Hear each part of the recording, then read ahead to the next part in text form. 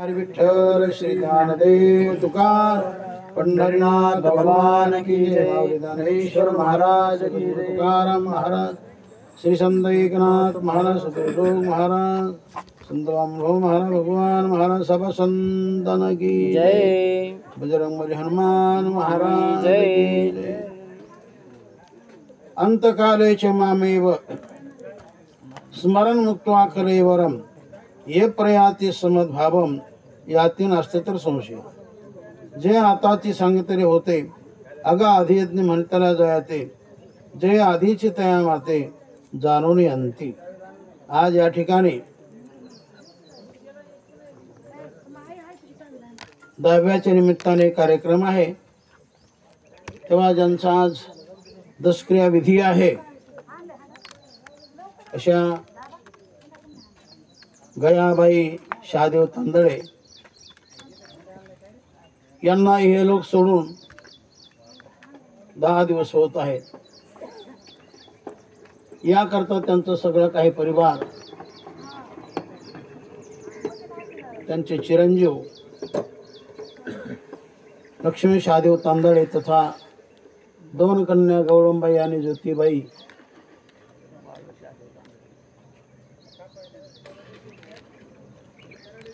त्याचप्रमाणे कमलबाई शहादेव तांदळे, बाळासाहेब शहादेव तांदळे अशा बाई कन्या, असा त्यांचा मोठा परिवार आहे. आणि अगदी हे सर्व घर म्हणजे गोकुळासारखं घर. जीवनामध्ये त्यांनी संसारही केला, परमार्थही केला आणि आयुष्य संपलं, देवाघरी निघून गेल्या. तेव्हा जीवनामध्ये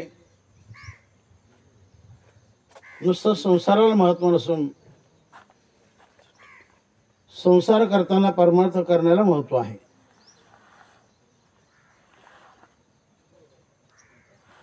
नुसता संसारच जीवनाचा उद्धार करत नसतो. संसार करून परमार्थ केला तर जीवनाचा उद्धार होतो. अर्थात त्याला गती पुढची चांगली मिळते. चांगल्या स्थितीला प्राप्त होणे हा उद्धार आहे आणि खालच्या स्थितीला येणं म्हणजे अधोगती आहे. पशुयोनीला जाणं हे अधोगती आहे. माणसाच्या योनीला प्राप्त होणं ही मध्यम गती आहे आणि देह योनीला प्राप्त होणं ही ऊर्ध्वगती आहे.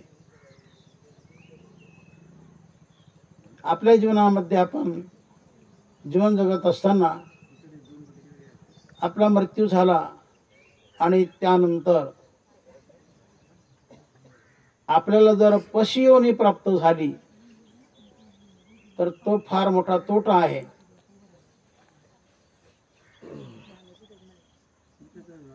मनुष्ययोनी प्राप्त झाली तर ते आपल्या जीवनाचा मुद्दल आहे.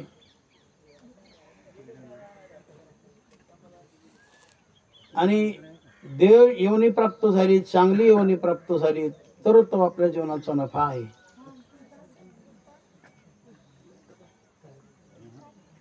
व्यापार करत असताना शक्यतो माणसाने नफाच त्याला प्राप्त झाला पाहिजे.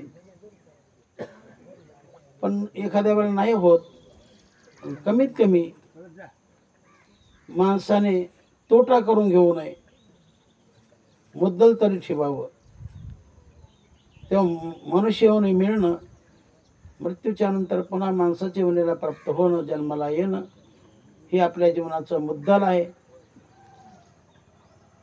आणि मृत्यूच्या नंतर आपण पशु योनीला प्राप्त होणं, पशुचा जन्म प्राप्त होणं आपल्या जीवनाचा फार मोठा तोटा आहे. आपल्या मृत्यूच्या नंतर आपल्याला देव योनी प्राप्त होणं हा आपल्या जीवनाचा फार फार मोठा नफा आहे. अनेक माणसं जन्माला प्राप्त होतात, जन्माला येतात आणि तसेच जातात. आला आला प्राणी जन्माशी आला, झाला झाला थोर बहु थोर झाला, केला केला केला बहुव्याप केला, गेला गेला गेला बापुडा व्यर्थ गेला, आला तैसा गेला दैन्यवान. कारण हे जे जीवन आहे अत्यंत दुर्मिळ जीवन आहे. अशा प्राप्त जीवनामध्ये आपण देवाची भक्ती करा, संतांची संगती धरा, आई बापांची सेवा करा, गोमातेची सेवा करा, दिंडोबळांची सेवा करा, गुरुजनांची सेवा करा. तेव्हा जीवनामध्ये भक्तीला महत्व आहे, संगतीला महत्व आहे आणि सेवेला महत्व आहे. ज्याने निर्माण केलं जगत असा जो ईश्वर, त्याची भक्ती असावी. ज्या संतांनी जगाला ज्ञान दिलं अशा संतांची, थोडा मोठ्यांची संगती असावी. आणि जीवनामध्ये आई बापांची सेवा असावी, दिंडोबाळाची सेवा असावी, गुरुजनांची सेवा असावी. या गोष्टी जीवनामध्ये जर प्राप्त असतील तर त्या माणसाला भेण्याचं कारण नाही. तो योग्य स्थानाला प्राप्त होत असतो, त्याच्या जीवनाचा उद्धार होतो. उद्धार म्हणजे वर जाणे, वरच्या स्थितीला मिळणे. तर जडजीवांचा उद्धार होत असतो. साधू संतांचा देवाचा अवतार असतो. अवतार म्हणजे खाली येणे असा अर्थ, उद्धार म्हणजे वर जाणे. तर जडजीवांचा उद्धार आणि देवाचा संतांचा अवतार. तुरु तरते म्हणजे तरणे, अवतारते म्हणजे खाली येणे. आपली मूळ स्थिती सोडून भगवान संत खाली येतात. देवाचं स्थान वैकुंठच आहे, संताचं स्थान देखील वैकुंठच आहे. वैकुंठ ही वरची स्थिती आहे, उच्च अवस्था आहे की त्याच्या पुढे पुन्हा गतीच नाही. वैकुंठ ही शेवटची गती आहे. तिथं गेलं की पूर्णत्व प्राप्त झालं. तेव्हा अवतार शब्दाचा अर्थ आणखी सांगितलेला आहे. उत्कृष्ट अवस्था त्यागी सती, निकृष्ट अवस्था ग्रहनिमित्ती. उत्कृष्ट अवस्था त्यागी सती, निकृष्ट अवस्था ग्रहनिमित्ती. म्हणजे उत्कृष्ट अवस्थेचा त्याग करणे आणि निकृष्ट अवस्था जीवनामध्ये धारण करणे याचं नाव अवतार आहे. तर देव आपली मूळ स्थिती, वरची स्थिती सोडतो आणि खालच्या स्थितीला प्राप्त होतो. देवपणाला सोडतो आणि मनुष्यपणाला प्राप्त होतो. याला अवतार असं म्हटलेलं आहे. आणि अवतार कशासाठी? जड जीवांच्या उद्धारासाठी. उद्धार शब्दाचा अर्थ मी सांगितला. उद्धार म्हणजे वर जाणे, म्हणजे वरच्या स्थितीला प्राप्त होणे. अवतार म्हणजे खाली येणे. तेव्हा जीवनामध्ये ज्यांचा अवतार असतो अशा देवाचा अवतार होतो. आणि जोपर्यंत समाज संतांच्या शब्दात राहतो तोपर्यंत देवाच्या अवताराची गरज नाही. ज्यावेळेला समाज शब्द मान्य करत नाही आणि मोकारपणा केल्याशिवाय राहत नाही, अति पाप होतं. मग अनेक संतांच्या, देवांच्या, ऋषीमुनींच्या, पृथ्वी मातेची हाक, सर्वांच्या हाका देवाला प्राप्त होतात. नंतर मग भगवान अवतीर्ण होतो. तेव्हा जीवनामध्ये या गोष्टीला टाळू नका, गाळू नका, विसरू नका. देवाला विसरू नका, संतांना, गुरुजनाला विसरू नका, आई बापाला विसरू नका, गोमातेच्या सेवेला, दिंडोबळाच्या सेवेला विसरू नका. या सगळ्या काही गोष्टी जीवनाचा उत्कर्ष करणारे आहेत, कीर्ती करणारे आहेत. तर अशा दैवी गुणांचा जीवनामध्ये संचय करावा, आचरण चांगलं असावं. ज्याचं चांगलं आचरण त्याचे धरा चरण. जीवनामध्ये आपली वागणूक चांगली असावी, आपली सेवा चांगली असावी, आपलं तन चांगलं, मन चांगलं, तर चांगलेपण जीवनामध्ये मिळत असतं. तेव्हा आज एका मातोश्रीच्या निमित्ताने आजची ही सेवा आपण करत आहोत. त्यांनी संसारही केला आणि परमार्थही केला आणि जीवनामध्ये त्यांनी चांगले रत्न निर्माण केले. मुलगा देखील सद्वर्तने आणि मुली देखील सद्वर्तने निघाल्या. त्यांना जावई देखील चांगले मिळाले. सर्वांचा सुखी संसार चालू आहे. आणि अशा स्थितीमध्ये गोकुळासारखं घर सोडून त्या गेल्या. तेव्हा त्यांच्या निमित्ताने या ठिकाणी आज प्रवचनाची सेवा घडत आहे. अंतकालेच मामेव स्मरण मुक्त्वा कलेवरम ये प्रयाती समद्भावम यातून असते तर संशय. तेव्हा माणसाने जीवनामध्ये जीवन जगताना चांगल्या परीने जीवन जगावं, सत्कीर्तीने जीवन जगावं. तुका म्हणे ज्यावे सत्कीर्तीने बरवे, बरं का पाखरे साहेब, तुका म्हणे ज्यावे सत्कीर्तीने बरवे. उत्तमाची वरे कीर्ती मागे, पण कधी देव आपलासा केला, परमार्थ चांगला केला, जनसेवा चांगली केली, गुरुसेवा केली, गोसेवा केली, चांगल्या गोष्टीत जीवन समर्पित केलं, न्यायनीतीचा संसार केला, देवाची भक्ती तसांग केली, संताची संगती धारण केली, मग त्या माणसाला तुका म्हणे एका मरणाची शरीर, एकच मरण फक्त होतं. पुन्हा त्याला जन्म नाही रे अनेकन तुका म्हणे माझे. असं दुःखरूप जे मरण आहे त्याला पुन्हा या अवस्था प्राप्त होत नसतात. कारण जन्मासारखं मरणासारखं दुःख नाही असं संतांनी वर्णन केलं.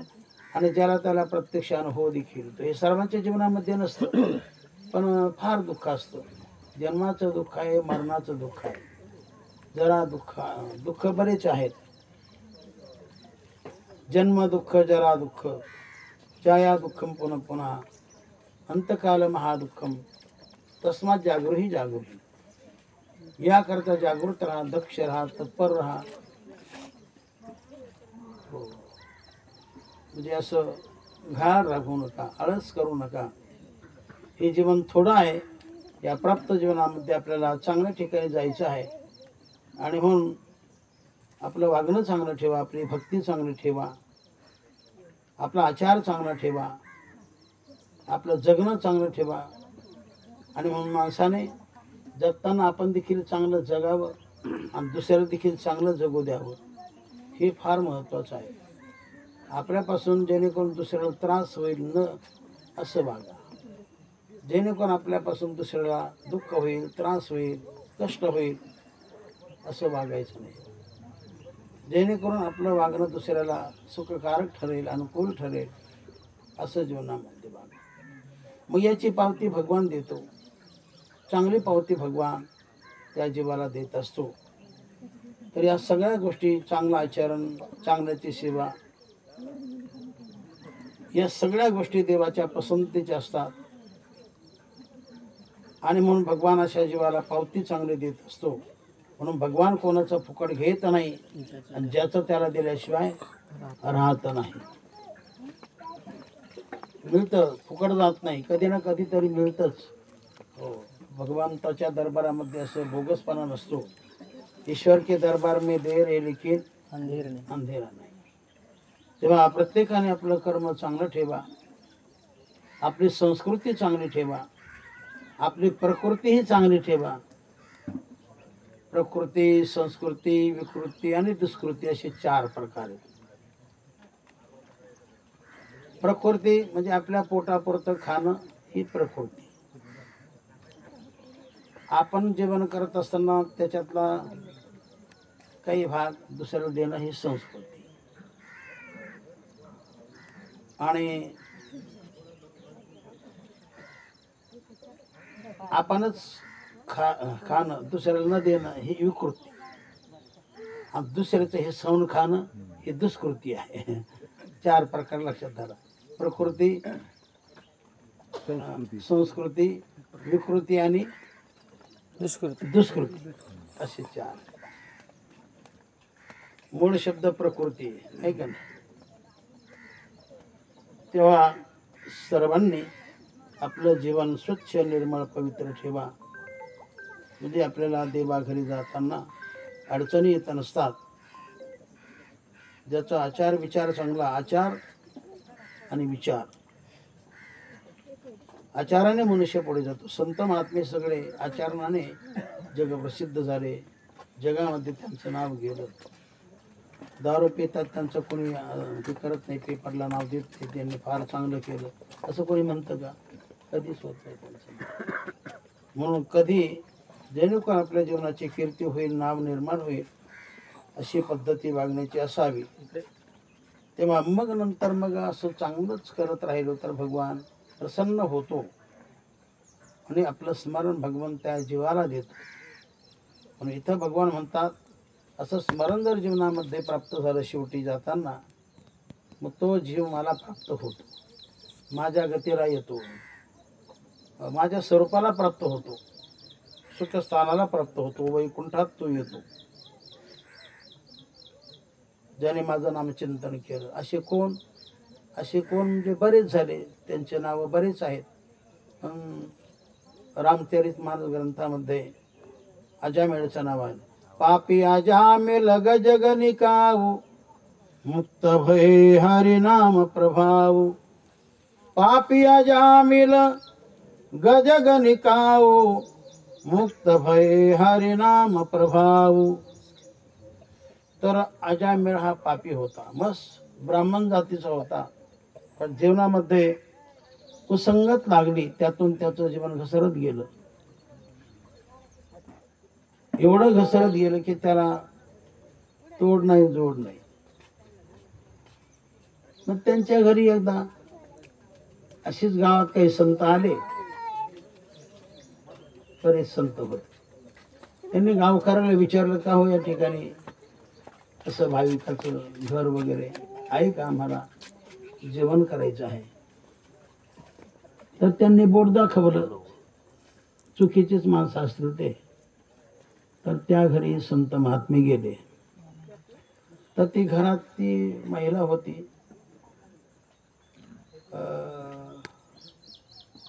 तिने विचार केला, हे माणसं संत महात्मे चुकून आपल्याकडे आले, कोणतरी पत्ता वेगळा दिला, पण ठीक आहे आपल्या घरी आले म्हटले, तर मला काही मी करणार नाही, पण मी तुम्हाला शिधा पाणी देते, शिधा पाणी देते, स्वयंपाक करा, जेवण करा, जा. मग त्यांनी ते मान्य केलं. त्या बाईचे मालक आजाबाई बाहेर गेले होते गावात कुठंतरी.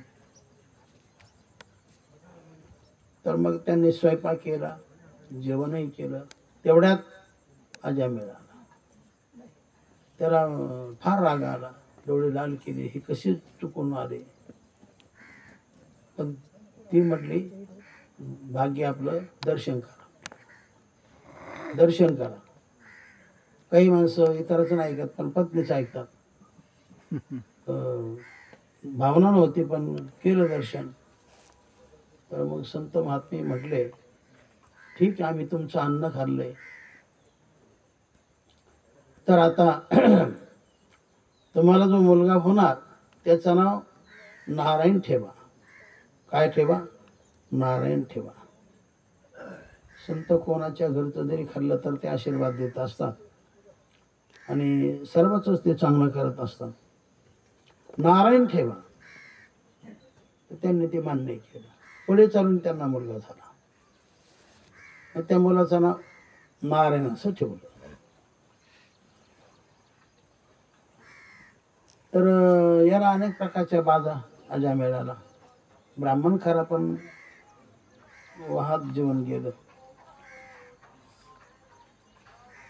तर पुढे चालून त्याचं म्हातारपण आलं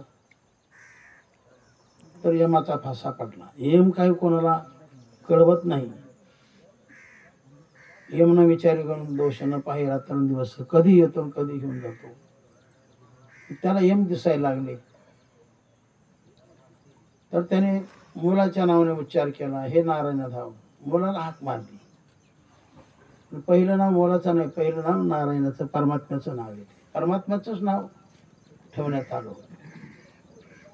तर देवाने अगोदर त्याला घेण्यासाठी यमदूत आले आणि ते प्रत्यक्ष यमदूत त्याला दिसले देखील. मग घाबरला नारायणा नारायणा. तर नारायण म्हटल्यानंतर भगवंताची सेवक तिथं हजर झाले. भगवंताचे दूत आणि यमाचे दूत. खडाजंगी त्यांची हानामारीच. पण ते भगवंताचे दूत म्हणजे दूत ते बलसंपन्न होते. चलो इथं थांबायचं नाही, हे घर एक आमचं. ते म्हटले आमचं आहे. पहा म्हटलं याचं जीवनाचं सगळं. तर जीवनात सगळं पापच होतं. शेवटीच घेतले म्हटले नाम. शेवटी का घे ना, एकच नाम सगळ्याला भारी आहे म्हटले. एकच नाम सगळ्याला भारी आहे. किती मोठं पाप असलं तर नामाने ते जळून खाक होत. किती मोठी लाखो पेंड्याची गंध असेल पण त्याला 17 काड्या लागतात का? एकच काडी पुरी. एका काडीत सगळं काम होऊन जातं, अख्खी गंध जळून जाते. तसं जीवनामध्ये किती जरी पाप असेल पण त्याच्या जीवनामध्ये अंतकाळी ज्याच्या नाम आले मुखान तुका म्हणे चुका फार नाही, त्याचं सगळं पाप जळून जात. आणि शेवटी त्या विष्णुदत्ताची सरशी झाली, यांना पिटाळून लावलं. त्याने हे सगळं पाहिलं बरं का. अजा मेळ्याने प्रत्यक्ष सगळं पाहिलं. मग त्याची भावना शुद्ध झाली की खरं आपण जे जगलो केवळ संतांनी सांगितलं नाम ते आपण जीवनामध्ये ते त्याची आठवण केली. मुलाचं नाव देवाचं ठेवलं, ते आपल्या फायद्याचं झालं. मग त्याला विरक्ती निर्माण झाली, वैराग्य निर्माण झालं. नको हा संसार काही कामाचा नाही. केला संसार. त्याने सगळा संसार सोडला आणि एका तीर्थाच्या स्थानी जाऊन भगवान शंकराच्या मंदिरात म्हणा तिथं राहून त्यांनी साधना केली. ती मनापासून साधना केली आणि शेवटी देवाचं विमान आलं, त्याला डायरेक्ट वैकुंठ प्राप्त झालं. अशी घडलेली घटना आहे. पापिया जामिल गजग निकावू मुक्त भय हरि नाम प्रभाव. पापिया जामिल गजग निकावू मुक्त भय हरि नाम प्रभाव. जाकर नाम मरत मुख आवा अधम मुकुत होई श्रुती गावा. जाकर नाम मरत मुख आवा अधम मुकुत होई श्रुती गावा. अधमातील अधम जरी असला आणि मरताना त्याच्या मुखाला जर देवाचं नाम आलं अथवा देवाचं स्मरण झालं तर त्याचा उद्धार होतो. तो चांगल्या गतीला प्राप्त होत असतो. एवढं नामाचं श्रेष्ठत्व आहे. तेव्हा जीवनामध्ये जेणेकरून पुढची गती आपल्याला चांगली मिळेल अशी वागणूक ठेवा, असं वर्तन ठेवा. वर्तन ठेवा, कीर्तन ठेवा. कीर्तन म्हणजे देवाचं नामचिंतन करा आणि चांगल्याची संगती धरा. जशी संगत तशी पंगत. मग संगती करताना कधी मोठ्याचे करा, छोट्याचे नको. सज्जनाची करा, दुर्जनाचे नको. मोठ्याचे करा, छोट्याचे नको. पण आजकाल कोण मोठा? ज्याच्या खिशात झाला भरपूर नोटा, तो आजकाल मोठा आपण समजतो. पण खरा मोठा तोच आहे की जो लोकांच्या कामी पडणारा, दिनदरवळाच्या कामी येणारा, ज्याचं जीवन व्यापक आहे, सेवाधारी आहे, आईवडिलाला देवरूपाने पाहणारा आणि सर्वाशी मित्रत्वाचं नातं करणारा, सर्वांना सामावून घेणारा, सुखदुःखात कामी येणारा, हे जीवन मोठं आहे. तेव्हा असं जीवन जर असेल, देवकृपा त्याच्यावर निश्चितपणे होणारच. त्याच्या मुखाला देवाचं नाम येणारच. म्हणून अंतकाळी ज्याच्या नाम आले मुखान तुका म्हणे सुखा फार नाही. तेव्हा या ठिकाणी अंतकार शब्द ठेवला. अंतकारेचे मामेय सांगणारा भगवान, ऐकणारा भक्त अर्जुन.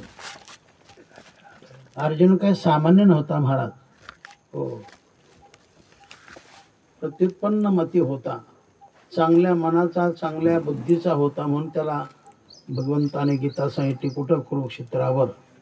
उपजले हित गुजत्याचे, उपजले हित गुजत्याचे, श्याम सुंदरा अर्जुनाचे, बोल निघाले भगवंताचे, हीच गीता माऊली धन्य ती, ज्ञानेश्वर माऊली धन्य ती, ज्ञानेश्वर माऊली. अशा प्रकारे कुरुक्षेत्रावर, हरियाणामध्ये कुरुक्षेत्र आहे, अशा स्थानी भगवंताने कौरव पांडवांचं युद्ध होणार त्या तत्पूर्वी अर्जुनाला मोह निर्माण झाला आणि शेवटी मग भगवंताने त्याला तो मोह निवृत्त होण्यासाठी जे काही ज्ञान सांगितलं त्यालाच गीता असं म्हणतात. पुढे चालून या स्मर्शेने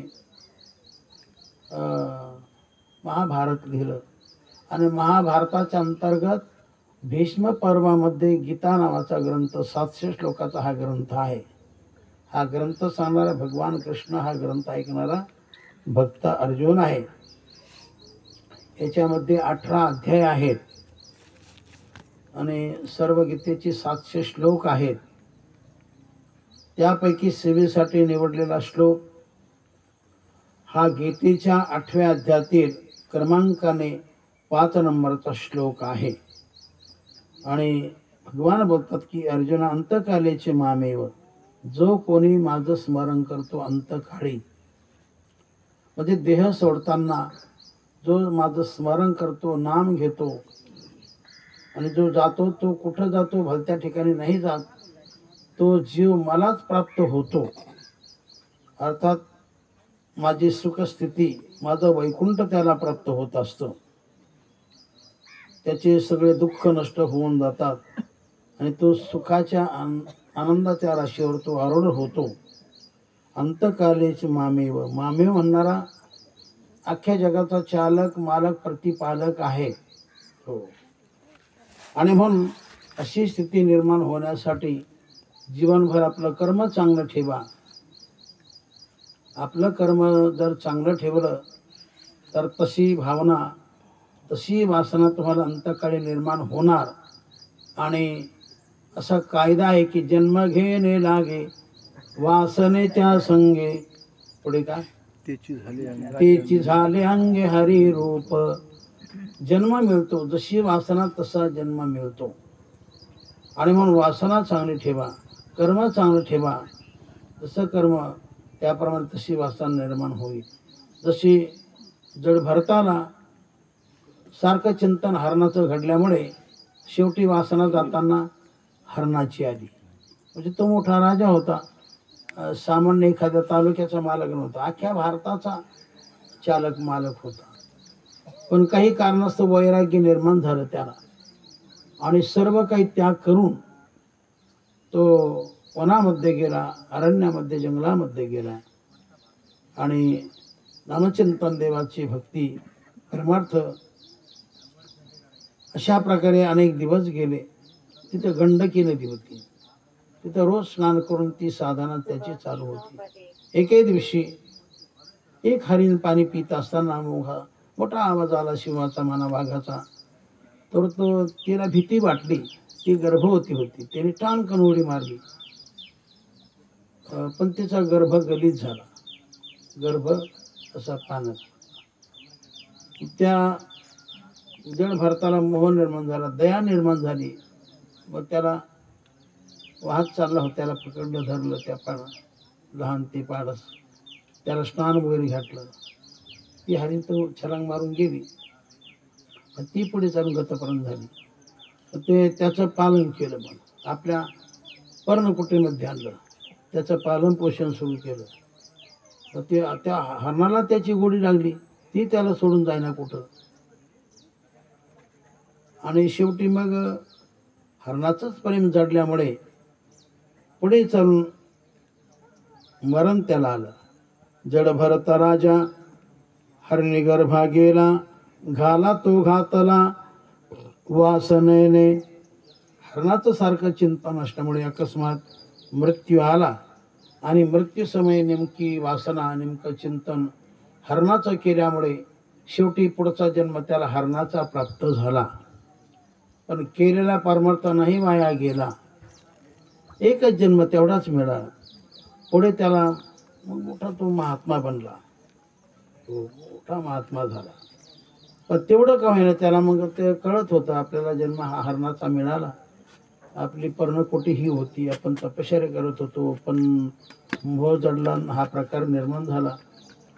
त्याला समजायचं की असं केल्यामुळे आपल्याला ही अवनती आली, अशी योनी प्राप्त झाली.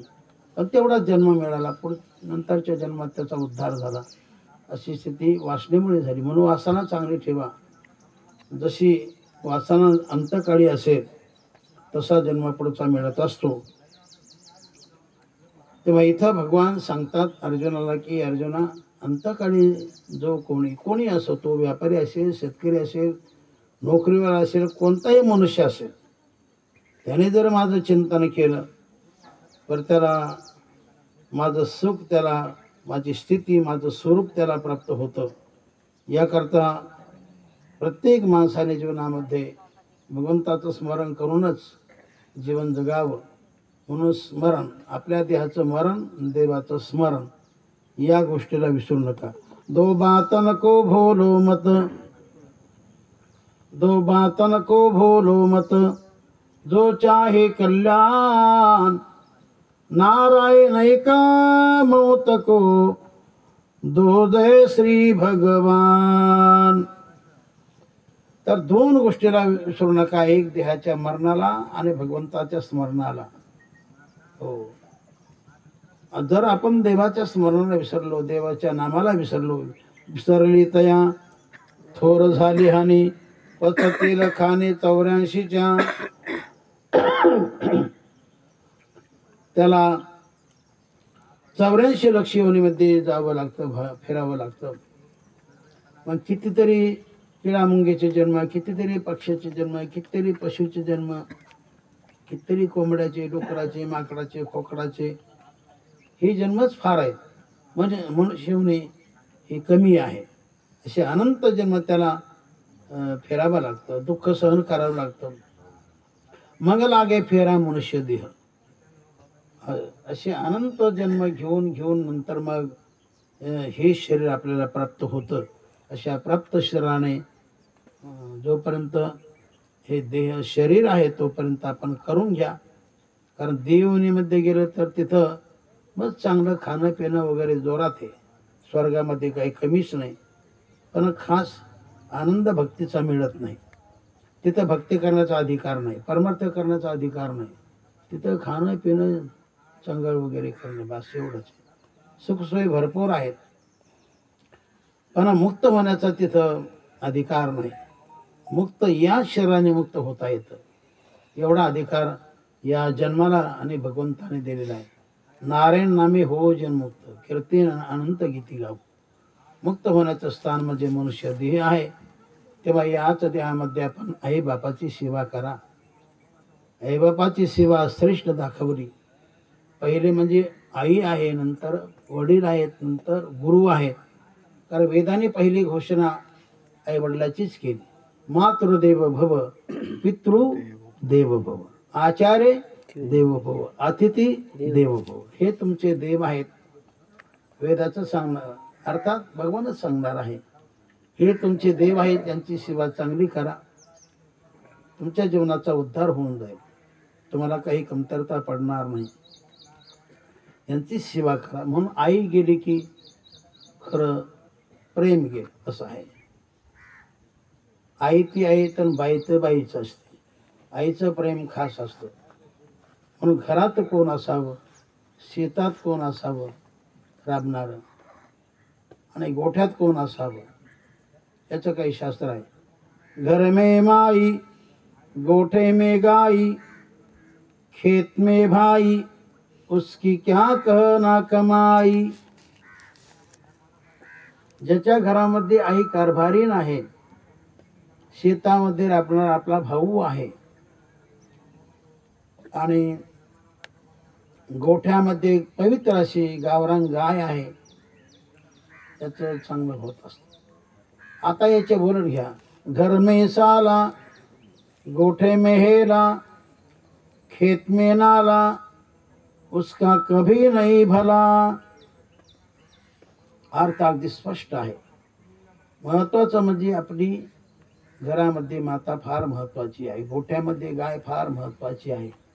इतर काही पालन करण्यापेक्षा चांगल्या गायीचं पालन करा, की जेणेकरून आपल्या पुण्याचा उत्कर्ष होईल. जर्सी गाय पुण्य देत नाही, गावरान गाय पुण्य देणारी आहे आणि शिवाय ती पवित्र आहे. तिचं दूध देखील चांगलं आहे. त्याचाच उल्लेख माऊलीने ज्ञानेश्वरीमध्ये गेला. आगा दूध पवित्र आणि गोड. गावरान गायीच्या बद्दल शब्द आहे. गायीचं परिपालन करा.